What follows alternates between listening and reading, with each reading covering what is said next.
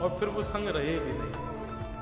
उनके माता पिता चले गए लेकिन वो आज तक जीवित हैं और वो इसी बात को कोसते हैं कि आज भी वो महापुरुष मेरे स्वप्न में आते हैं और स्वप्न में केवल उनकी वो जटा और उनका रूप ही दिखता है। और मैं आज तक यही गिलानी करता हूं कि मैंने उस महापुरुष से कुछ अच्छा क्यों नहीं मांगा, भगवत प्रेम क्यों नहीं मांगा, भगवत स्वभाव क्यों नहीं मांगा, एक हाड़ मांस के पुतला ही क्यों मांगा। इसलिए मेरी विनती है कि कभी किसी भजनानंदी महापुरुष से संसार मत मांगिए, क्योंकि संसार मिल तो जाएगा उनके आशीर्वाद से पर वो कष्टदायी होगा, सुख नहीं देगा। भजन के बल पर तो भजन के बल पर तो वैष्णवता मांग। हम कभी किसी महापुरुष से ये क्यों नहीं कहते कि ऐसी कृपा कर दो कि हम पॉजिटिव हो जाए। नेगेटिव बहुत ज्यादा नेगेटिविटी है हमारे अंदर। हम कभी किसी भजनानंदी से ये प्रार्थना क्यों नहीं करते कि आप हमको सरल बना दो, आप कृपा कर दो, हम बहुत ज्यादा जो है बहुत उड़ रहे हैं आकाश में, डाउन टू अर्थ हो जाए थोड़े। स्वभाव क्यों नहीं मांगते हम? संसार में रह के काम करके भी संसार चाहिए और फिर किसी महापुरुष किसी भजनानंदी से मिलकर के भी संसार ही चाहिए। आप कार्य करते हैं, अपना डॉलर कमाते हैं, पूरा दिन रात एक कर देते हैं, उससे संसार मिल ही रहा है ना आपको। किसी महापुरुष से संसार, कभी कोई भजनानंदी, कोई महापुरुष, कोई वैष्णव, कोई तिलकधारी, कोई ऐसे दिखें कि भगवत भक्त हैं, उनसे कभी संसार मत, क्योंकि संसार की कोई वस्तु मांगी तो मिल तो जाएगी और कष्टदायी, क्योंकि भजन के बल पर वो कष्ट ही मिलेगा। इसलिए यहां कहा सेवस्य साधु पुरुषाम जहिकाम तृष्णा। साधु पुरुषों की सेवा करो, पर कैसे करो? बोले काम और तृष्णा से रहित होके। उनकी सेवा इसलिए मत करो कि उनकी सेवा करेंगे तो हमारा ये काम बन जाएगा, उनकी सेवा करेंगे तो हमारा ऐसा हो जाएगा। नई गाड़ी लाए महाराज जी, इसमें नहीं बैठ जाओ, चरण पधरा दो, क्या हो जाएगा? बस बढ़िया चले, इससे फिर बढ़िया माइलेज वाइलेज बढ़िया दे, डीजल कम लगे, दौड़े जाए। क्या मांगना है ऐसा? ऐसी वस्तु नहीं। कभी कोई महापुरुष मिले तो उनसे प्रेम मांगे, कोई महापुरुष मिले, कोई भजनानंदी मिले तो उनसे ठाकुर जी को मांगे, ठाकुर जी का स्नेह मांगे। संसार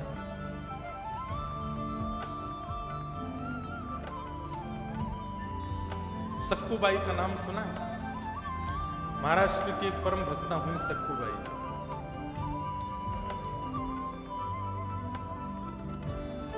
विठ्ठल विठ्ठला विठ्ठल विठ्ठला विठ्ठल विठ्ठल विठ्ठल विठ्ठल विठ्ठल विठ्ठल विठ्ठल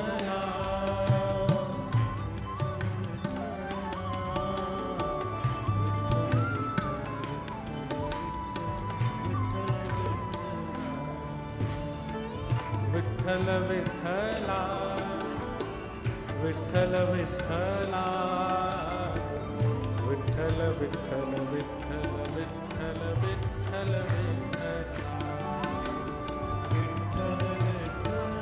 गाइए।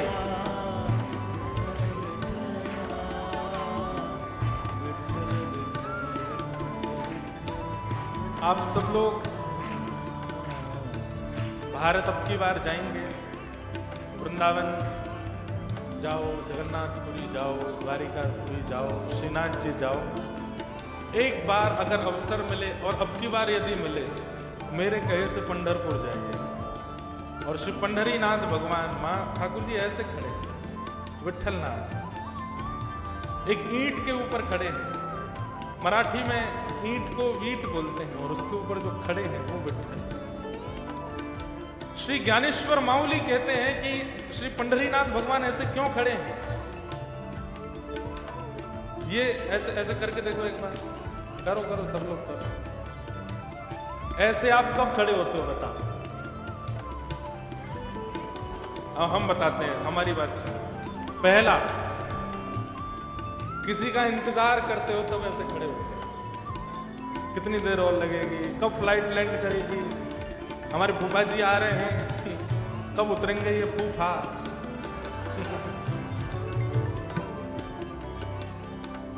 किसी की प्रतीक्षा जब होती है तब ऐसे खड़े होते हैं। तो पहला, वो प्रतीक्षा कर रहे हैं आपकी, इसलिए ऐसे खड़े।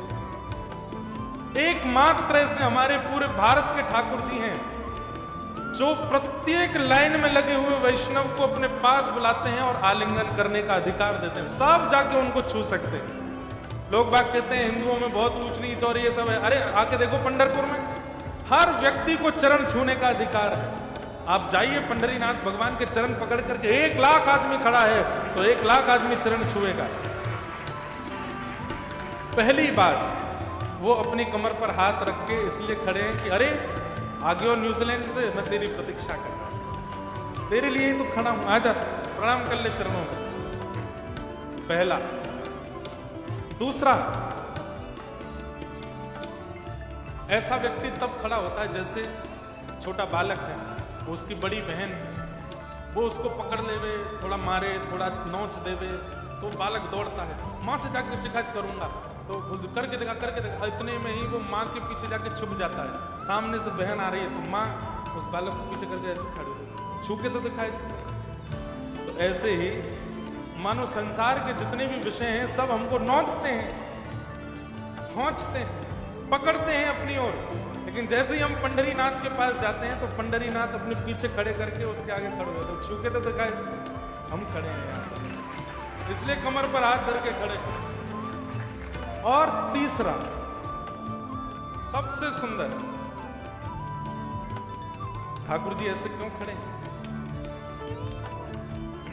जैसे हम किसी नदी में जाते हैं स्नान करने, तो जिसको तैरना नहीं आता ना वो नदी में उतरने से बहुत डरता है। तब तैरने वाला व्यक्ति लपक के कूदता है, वो कूद के कहता है इतना ही पानी है बस आजा, देख इतना ही है यहाँ पे, आजा आजा। इसका मतलब क्या है? पंढरीनाथ भगवान के सामने जो चला जाता है, ठाकुर जी उसको इशारा करके कहते हैं पूरी दुनिया के लिए संसार सागर बहुत गहरा है, लेकिन तू मेरे सामने खड़ा, तेरे लिए इतना ही, इतना ही डूबेगा, इसलिए चिंतित मत हो। जो आज तक उनके पास नहीं गया, पंढरपुर नहीं गया, विट्ठल के दर्शन नहीं किए, उसके लिए संसार सागर बहुत गहरा है, वो कभी भी डूब सकता है उसमें। लेकिन एक बार जो ठाकुर जी के सामने चला गया, ठाकुर जी इशारा करते हैं इतना ही है बस, अब तू मेरे सामने आ गया, तेरे लिए संसार सागर इतना ही, और इतनी नदी हो तो कोई भी पार कर सकता है। पुंडलीक वरद हरि विठल श्री ज्ञानदेव तुकाराम श्री पंढरीनाथ भगवान की। जाओ हे विठल विठल विठल विठला विठल विठल विठल विठल विठल विठल विठल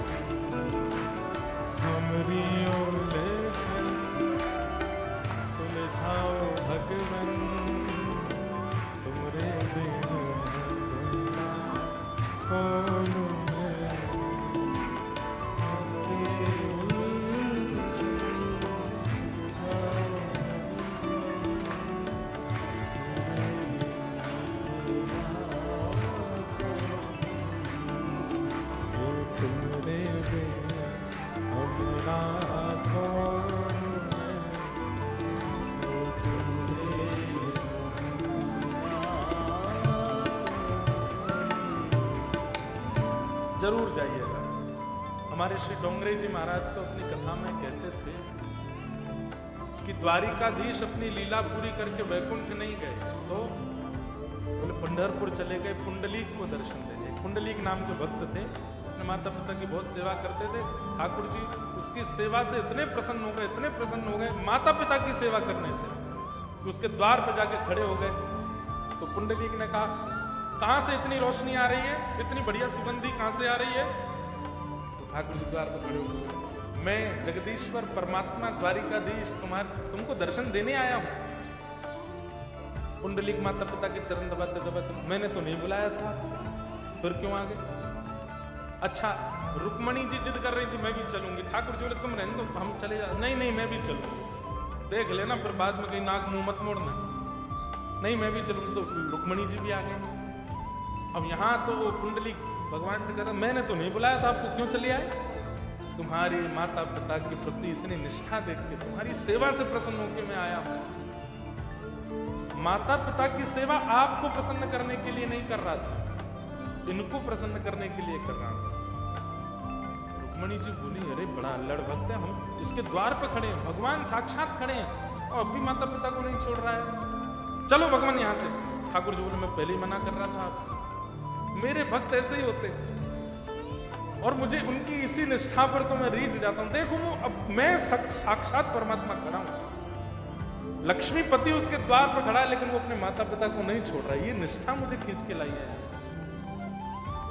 रुक्मणी जी बोली भले आदमी, परमात्मा तेरे द्वार पर खड़ा है। अरे कोई सामान्य व्यक्ति भी आता है तो हम उसको एक बैठने का आसन देते हैं, उसको पानी पूछते हैं, कम से कम परमात्मा आए हैं कुछ तो सत्कार कर। पुंडलिक बोला सत्कार उसका किया जाता है जिसको बुलाया गया हो, बिन बुलाए का कौन सत्कार करे? फिर भी आप कहती हैं कि ये परमात्मा है तो मैं माता पिता को छोड़ के तो आसन धरने नहीं आऊंगा, ये ईंट मेरे पास पड़ी है, लो जब तक सेवा चल रही है खड़े हो जाए। रुक्मणी जी रोकती रही और ठाकुर जी उस ईंट पर आज तक खड़े और प्रतीक्षा कर रहे हैं कि एक दिन पुंडलिक की सेवा पूरी होगी और वो मुझसे मिलने आएगा। आज भी खड़े। ऐसे पंडरीनाथ की एक भक्ता हुई जिनका नाम था सक्कू बाई, उनकी कथा सुन के हम आज की प्रसंग को विश्राम करेंगे। अब रहने दो, ठाकुर जी को मुझे देखने में दिक्कत हो रही थी इसलिए खड़ा।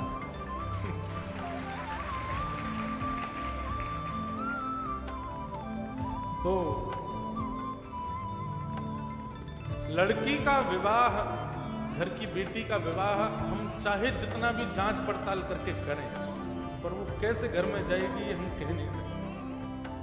विवाह के बाद ही पता चलता है कि परिवार कैसा है, घर कैसा है, पति कैसा है, माताएं बहनें कैसी हैं, सास कैसी, ननद कैसी।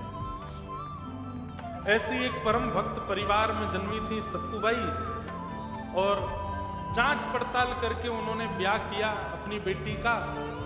लेकिन ब्याह के बाद पता चला कि परिवार जिसमें ब्याह हुआ वो बिल्कुल अभक्त थे, इतने बड़े अभक्त थे कि बस खान पान और जितने भी दुराचरण संसार में होते सब होते थे उनके घर में, तो वो सब सक्कूबाई सहन नहीं कर पाते। सब लोग बहुत ध्यान से सुनिए, आज 5 मिनट लेट भी हो जाए तो चलेगा, क्योंकि कल संडे है और कल कथा का विश्राम है। तो सक्कूबाई का घर जिसमें शादी हुई वो अच्छा नहीं। अब हमारी प्रार्थना सब बैठ जाओ, बीच वाले भी सब बैठ जाओ, हिलो डुलो नहीं। सक्कूबाई, अच्छा परिवार में एक व्यक्ति भी अनुकूल हो तो निर्वहन किया जा सकता है। सास अनुकूल नहीं है, ननद अनुकूल नहीं है, ससुर अनुकूल नहीं है, पति अनुकूल है तो भी रहा जा सकता है। कई घरों में पति भी अनुकूल नहीं होते, लेकिन सास अच्छी होती है तो भी बहू रह लेते हैं, चलो उनके भरोसे रह लेते हैं, ससुर अच्छे हैं, ननद अच्छे, कोई तो अच्छा है। पर सक्कूबाई के घर में कोई भी अच्छा नहीं, कोई भी नहीं। मतलब इतने दुष्ट प्रवृत्ति के थे कि मारपीट तक करते थे केवल इस बात पर कि रोटी गर्म क्यों नहीं है, या सब्जी में ये सामग्री क्यों नहीं है, ये ऐसे क्यों नहीं बनाए। इस छोटी छोटी बातों पर भी मारपीट करते थे। कथाएं सुनना तो बहुत दूर की बात, सक्कूबाई को जाने तक नहीं देते थे। ब्राह्मण संतों का तो घर में प्रवेश ही नहीं था। सक्कू ने अपने जीवन में बचपन से केवल संतों का कथा कीर्तन सत्संग यही सब देखा था, और अब वहां बिल्कुल विपरीत था, लेकिन फिर भी सहती रही। तभी तो ऐसा होगा कि ठाकुर जी कृपा करें। एक बार सक्कू नदी में जल भरने के लिए गई तो महाराष्ट्र में जैसे हमारे यहाँ सवारी निकलती है ना, ऐसे ही एकादशी आषाढ़ी के समय पर लोग वारी करके जाते हैं। और वारी में लोग कीर्तन करते हुए, नाचते गाते हुए प्रस्थान करते हैं और पहुंचते हैं वारी में।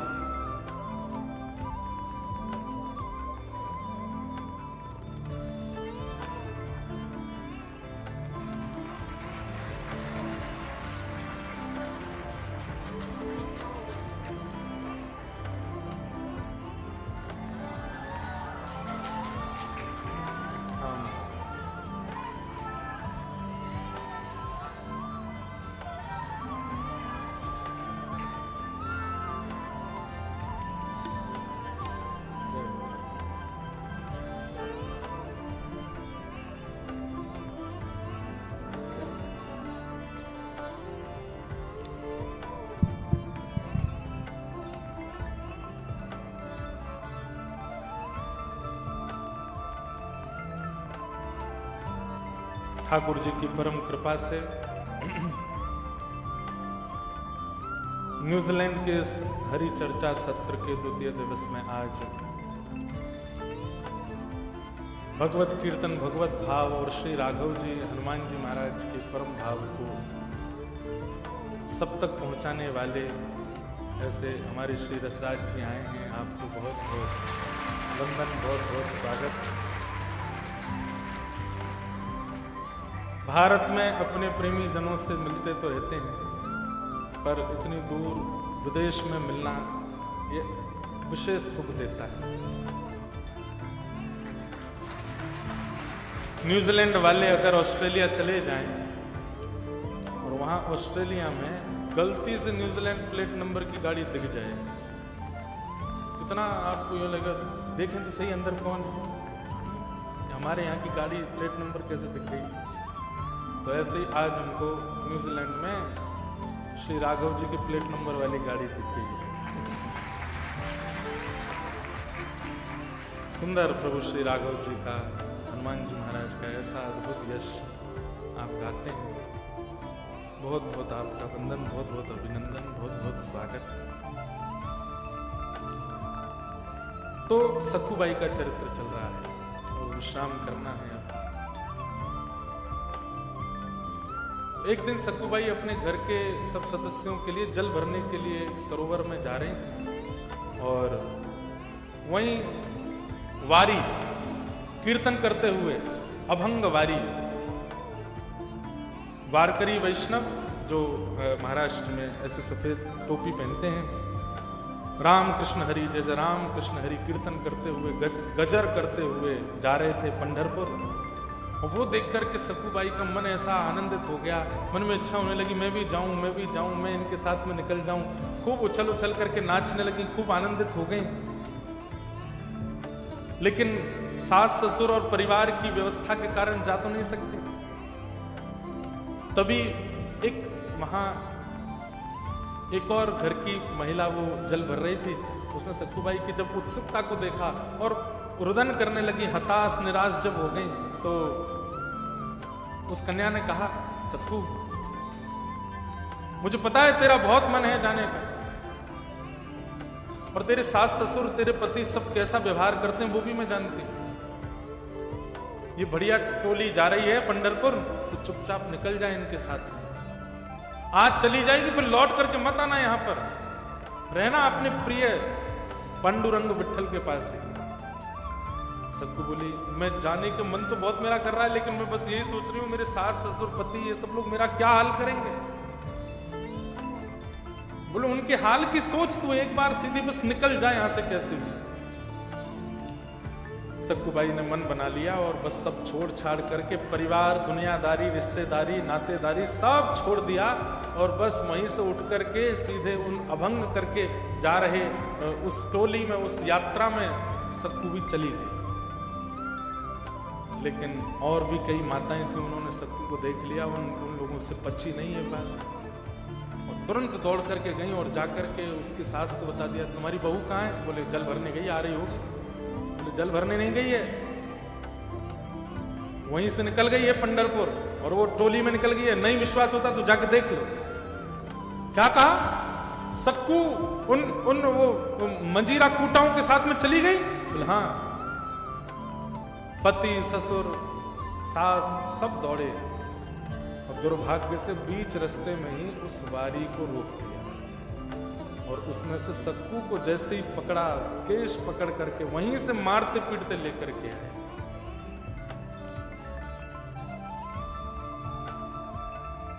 घर ले आए, घर पर ला करके रस्सी से बांध दिया एक खंबे से। सास आए तो सास मारे, ससुर आए तो ससुर मारे, पति आए तो पति मारे। घर के जो सदस्य, सबका एक ही काम, बोले इतना मारो इसको कि ये जीवन में कभी ये सोच भी ना सके कि मैं जाऊं। सबको खड़ी खड़ी रोती हैं और बस मन में ये सोच रही है, हे पांडुरंग विठ्ठल, मैंने ऐसा कौन सा अपराध किया, ऐसा परिवार मुझे दिया, ऐसे पति मुझको दिए, ऐसे सास ससुर के पास मुझको भेज दिया, और ऐसा कौन सा। चलिए मैं आज तक भी सह रही थी, अब तक भी इन्होंने बहुत मारपीट करके बहुत बुरा किया, मेरे तन को चाहिए कुछ करें, मुझे उससे कोई दिक्कत नहीं, पर मेरी आत्मा तो आपकी है ना, मैं आपसे मिलने की कभी जिद नहीं की। आज अभंगवारी देख करके मैं जब जाने लगी, क्यों पता लगने दिया इनको। आप चाहते तो ये रोक सकते थे, लेकिन शायद आप ही चाहते हैं कि मैं पिटूं, मैं मरूं, मैं रोऊं, उसी में आपको प्रसन्नता होती है। और ऐसा कह करके रो रही थी। रात्रि का समय, घर के सब लोग सो गए। 3 दिन हो गए, सक्कू बाई ने एक अन्न का दाना भी नहीं पाया, बस पीटते हैं पूरे दिन। तभी रात्रि में, ये तो मोहिनी है ना, सुंदर बिल्कुल नथ पहन के, केश अपने खोल के, साड़ी पहन करके, जैसे महाराष्ट्रियन माताएं होती हैं वैसे ही बन के, और ना जाने कहां से सक्कू बाई के घर में आधी रात में आ गए और धीमे से आकर के सक्कू एक कन्या बन के आ गई। तो सक्कू बाई ने आकर बोली, कौन हो तुम, मेरे घर में कैसे आ गई? मैं तुझे रोज देखती हूँ और जिस दिन से तेरा ब्याह हुआ उस दिन से देख रही हूँ, कितना तेरे ऊपर अत्याचार करते हैं, सब चीज मैं देखती हूँ। चल अब एक काम कर, बोले क्या, मैं तेरी रस्सी खोल देती हूँ, भाग जाए यहाँ से। नहीं, मैं एक बार भाग के प्रयास कर चुकी हूँ, वो तो मेरा इतना बुरा हाल किया, अब जाऊंगी तो मेरे को मार ही देंगे। मुझे मरने से डर नहीं लगता, लेकिन एक बार पंढरीनाथ को देख तो लूं बस, फिर भले ही मार दें। कागा सब तन खाइयो, मेरो चुन चुन खाइयो मांस, दोने नामत खाइयो, मोहे पिया मिलन की आस। सक्कू बाई कह रही, मैं जीवन में कभी पंढरपुर नहीं गई हूं, लेकिन इतनी कथा लीला चर्चा सुनी है, एक बार बस पंढरीनाथ को देख लूं, फिर भले ये मार दे मुझको, मैं जीवित ही इसीलिए हूं कि एक बार उनको देखना चाहती। दर्श बिन दुखण लागे ने, दरस बिन दुखण लागे। बाईसा गा रहे हैं, जब से तुम बिछुड़े पिए मोसो, जब से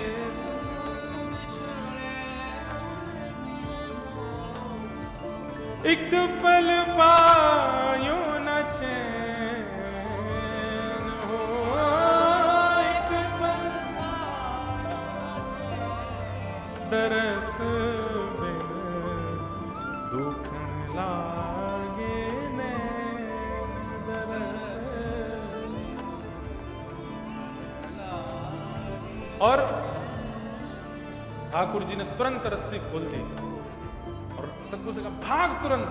सक्कू बाई बोली, आप संभाल लोगी ना, मैं सब संभाल लूंगी, तू भाग जा। सक्कू बाई तो वहां से भाग गई, ठाकुर जी ने खुद को वहां बांध लिया और स्वयं सक्कू बाई का रूप धारण कर लिया। जैसे घाव जहां जहां छिली हुई सक्कू थी, बिल्कुल वैसे ठाकुर जी बन गए और सक्कू रोती बिलखती हुई जा रही है पंढरपुर की ओर। सुबह का समय हुआ बंधुओं, ये बिल्कुल सत्य घटना है। प्रातः काल का समय होती पति निकल करके आया और पति ने आते ही वही सुबह से मारते थे, आकर के ठाकुर जी को मारना शुरू।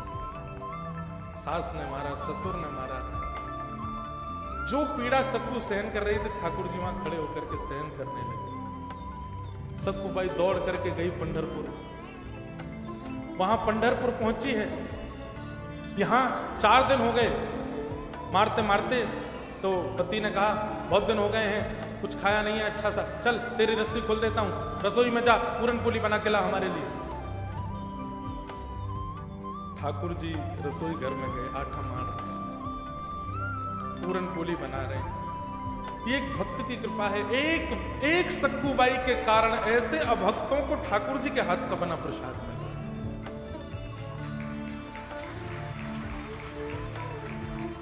सास ससुर पत्नी सबको पवाया। किसी ने, रुक्मणी जी पूछ रही हैं, ठाकुर जी ये लोग इसके अधिकारी नहीं, क्यों खवा रहे हो? बोले कि केवल इसलिए अधिकारी है क्योंकि सक्कू का पति, क्योंकि सक्कू की सास है, मेरे भक्त का पति, भक्त की सास, भक्त के ससुर हैं, केवल इसलिए इनका इतना अधिकार है कि ये पाए।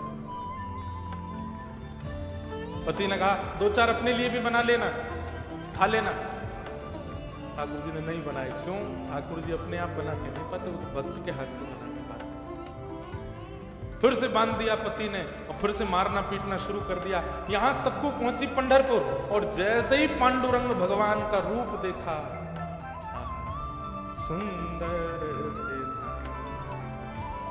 उभे बिटेवरी, महाराष्ट्रियन भाषा में सुंदर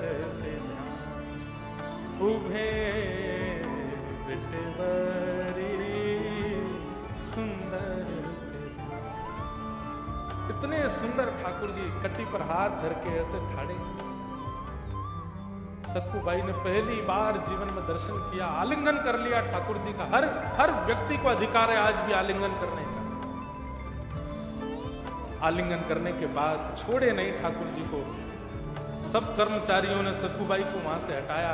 तो जैसी मंदिर से बाहर निकलने लगी और मन में सोचने लगी, हे पांडुरंगा अब नहीं जाना उन लोगों के पास, हे पांडुरंगा अब आपसे दूर नहीं जाना, आपके चरणों में आ गई हूं, अब कृपा करो ना, अब वापस संसार में मत भेजो, यहीं रख लो, अपने पास ही मेरे प्राण ले जाओ नाथ, अब नहीं जा सकती मैं आपसे दूर। और ये बोलते बोलते सक्कू जैसे ही मंदिर से बाहर निकली, ठाकुर जी ओझल होते ही सक्कू ने अपने प्राण त्याग। वहीं प्राण निकल गए सक्कू के। जो अभंग वारी करते हुए महापुरुष जा रहे थे पंढरपुर, उन सब में से एक ने दौड़ करके, अरे ये तो वही है जिसके गांव से हम लोग यात्रा लेके निकले थे, ये हमारे पीछे पीछे दौड़ी थी, इसके सास ससुर पति ने पकड़, अच्छा ये वही है क्या? बोले हाँ ये वही है। नब्ज देखी सांस दे, बोले तो पथार गए। बोले इसके घर से कोई आया? बोले कोई नहीं, क्या करें? बोले इसका संस्कार कर दो। भाई ठाकुर जी को देखते देखते प्राण त्यागे, उसका अंतिम संस्कार हो रहा है और वे सब अभंग गाने वाले ही अपने कंधे पर लेकर के सक्कूबाई के शव को लेके गए, चंद्रभागा नदी के तट पर चिता बना करके उनका संस्कार कर। ठाकुर जी बोले, अरे सक्कू मैं तो यही बंधा हूं और मैं सक्कू बन के बैठा हूं, कम से कम वापस तो आ जाती। रुक्मणी जी आकर के ठाकुर जी से बोली, अब क्या करोगे? बोले अब क्या करूं, मैं ही सक्कू बन के रहूंगा जीवन भर? नहीं नहीं नहीं, आप वापस आओ वैकुंठ। तो इतने में ठाकुर जी ने, जब सक्कूबाई की वहां चिता शांत हुई तो पंढरीनाथ भगवान आधी रात में गए और सक्कूबाई की चिता को लेकर के उनके चिता से ही सुंदर निर्माण करके पुनः सक्कूबाई को जीवित किया। सक्कूबाई बोली, आपने मुझे, मैं मुक्त हो गई थी, फिर मुझे दोबारा क्यों बुलाया? बोले कि मैं बंधा हूं तेरी जगह घर पे, पहले मुझे जाके खोल। भाई बोली, वो आप ही थे क्या रात में जो रस्सी को? बोले और नहीं तो क्या, मैं बंदा हूं, मुझे जाके खोल वहां पर। अच्छा एक घटना और हुई, सक्कूबाई पधार गई तो उनके हाथों की अंगूठी, गले की माला और जो उनके वस्त्र आदि थे वो जिन्होंने संस्कार किया, उन्होंने कहा चलो हम लोग वापस लौट के जाएंगे, उनके घर पर दे देंगे कि वो पधार गई, उनका ये अंतिम सामान है आप रखो। यहाँ सक्कूबाई को भगवान ने दोबारा जीवित किया तो वो दौड़ के वापस घर गई। आधी रात में जाकर के उन्होंने पांडुरंग भगवान को खोल दिया। ठाकुर जी वहां से प्रस्थान कर गए, सक्कूबाई आ गई। यहाँ पति सास ससुर ने आज 5वां दिन 8-9 दिन जान के इनको खोल दिया। बोले अब ठीक है, अब मत जाना कभी पंढरपुर। बोले नहीं जाऊंगी। घर में ये काम आदि सब संभाल रही थी। इतने में ही वो अभंग वाले जो गए थे वो इनकी अंगूठी, मंगलसूत्र, कान के कुंडल और वो सब सामग्री लेकर रोते हुए आए और जैसे द्वार खटखटाया पति ने खोला, क्या बात है? कौन? तुम्हारी पत्नी मर गई, उसके हम सामग्री लाए। बोले है तो ये मेरी पत्नी का ही मंगलसूत्र, लेकिन वो तो ये झाड़ू लगा रही है। भीतर जब देखा सक्कूबाई को सब, अरे भूत आ गया, भागो यहां से। सब भागने लगे, लेकिन तभी सक्कूबाई ने सबको रोका, बोले ये सब नहीं, पूरी कथा बताई। और जब कथा बताई तो सास ससुर पति सब चरणों में गिर गए, बोले हमने बहुत बुरा किया तुम्हारे साथ, बहुत अनित, अब हमें क्या करना चाहिए, इसका दंड क्या है? बोले दंड एक ही है, घर परिवार छोड़ो, सब चलो पंढरपुर और वहीं रहेंगे, पांडुरंग भगवान के चरणों में वहीं रह करके अपना जीवन सफल बनाएंगे। और सक्कूबाई पुनः आई और पूरे परिवार के साथ श्री पांडुरंग भगवान के चरणों में खूब भजन है। ऐसे सक्कूबाई के चरणों में हम बारंबार प्रणाम करते हैं। धर्मम भजस्व सततम त्यजलोक धर्मा सेवस्य साधु पुरुषाम जहि काम पुरुषाम। यहाँ तक हम पहुँच गए। अब आगे का जो विषय है कल सुनेंगे, आप सब लोग समय से पधारिएगा।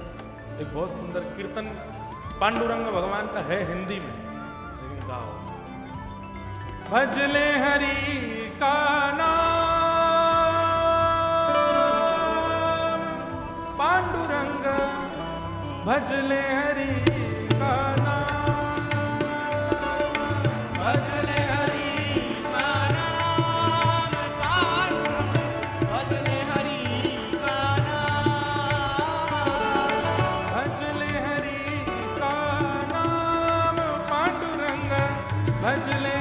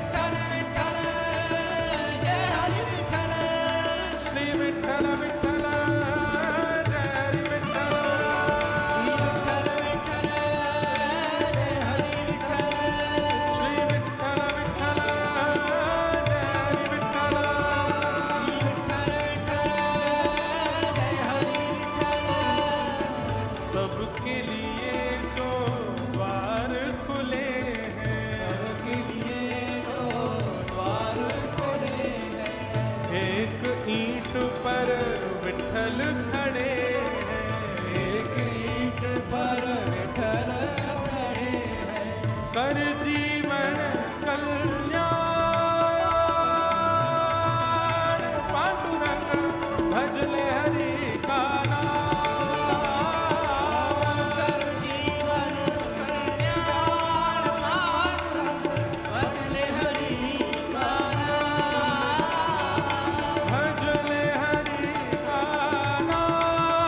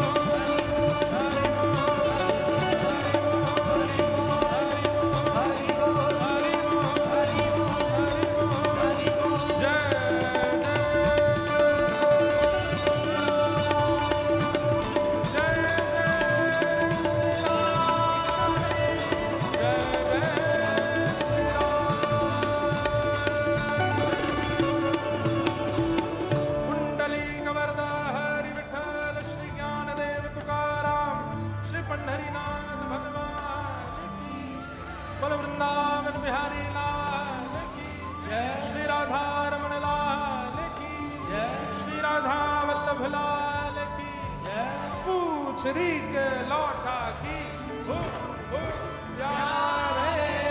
क्या बात है बंसी वारिस।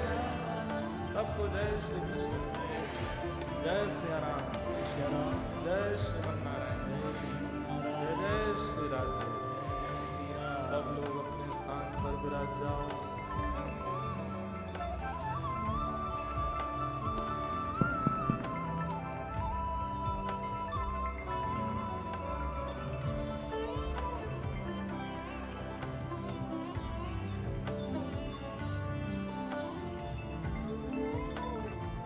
सभी भक्तों से विनती करता हूं अपने अपने स्थान पर बैठ जाइए प्लीज।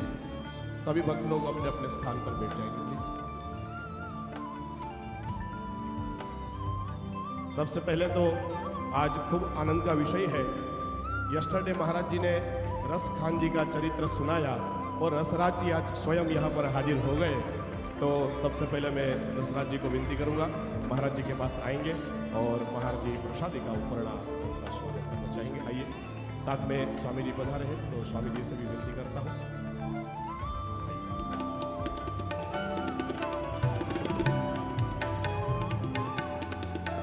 के नाद के साथ में महाराज जी उनको आशीर्वचन के रूप में ठाकुर जी का उपरणा। बोलिए राधा रमण देव की।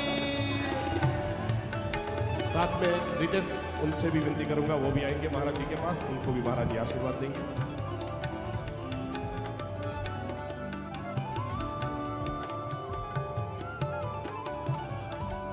यजमान परिवार से विनती करेंगे आरती के लिए आ जाए। रसराज जी के चरणों में विनती करते हैं, वो अपने आशीर्वचन से हम सबको कृतार्थ करें।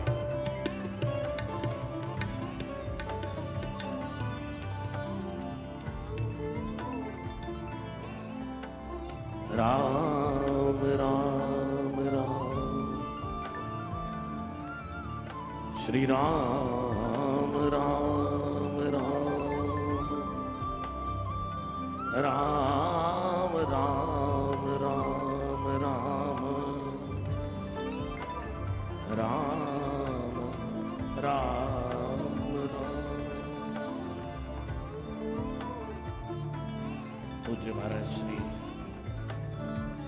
आपके पिताजी के चरणों में प्रणाम करते हुए हमारे ब्रज के भागवत भास्कर, जिनकी वाणी से कोई ऐसा कथावाचक नहीं होगा जिसने उसको श्रवण करके अपने मुख से भगवत कथा न गाई हो, तो एक बार जोरदार तालियां पूज्य महाराज श्री के पिताश्री के लिए। और उसी परंपरा को आगे बढ़ाते हुए हमारे पूज्य महाराज श्री जय जय के नाम से जो पूरी दुनिया में प्रसिद्ध हैं, सबके प्यारे हैं, उनके चरणों में भी प्रणाम करना। अभी 2 दिन पहले यहीं हम हनुमान जी की कथा गा रहे थे और कल फिर वेलिंगटन गए, फिर यहाँ आ गए। आज पता लगा कि महाराज जी की कथा यहाँ शुरू हुई है। वो महाराज जी मुझे घर से पता लगा, हमारे घर पर सब आपके दीवाने, वहीं से पता लग गया। तो यहाँ आज आपके द्वारा सुक्कू बाई का जो चरित्र हमने सुना, वहाँ बैठकर जब आपने ये कहा कि सुक्कू बाई भगवान से कह रही है कि आपने इनको पता क्यों लगने दी, ये बात, ये भाव दुनिया में हर किसी भगवान के भक्त का कहीं ना कहीं होता है, जो आज आपने बोला। और भक्तमाल की पावन आप कथा गा रहे हैं, भक्तों की कथा गा रहे हैं। हनुमान जी परम भक्त हैं, तुलसीदास जी भक्तमाल के सुमेरु हैं। और आपके चरणों में बार बार प्रणाम करते हुए यहाँ जो आए हैं, सब पर हनुमान जी की कृपा बनी रहे, सब सुख लगे तुम्हारी शरणा, तुम रक्षक काहू को डरना। जय सिया राम, जय जगन्नाथ, जय पंडरीनाथ।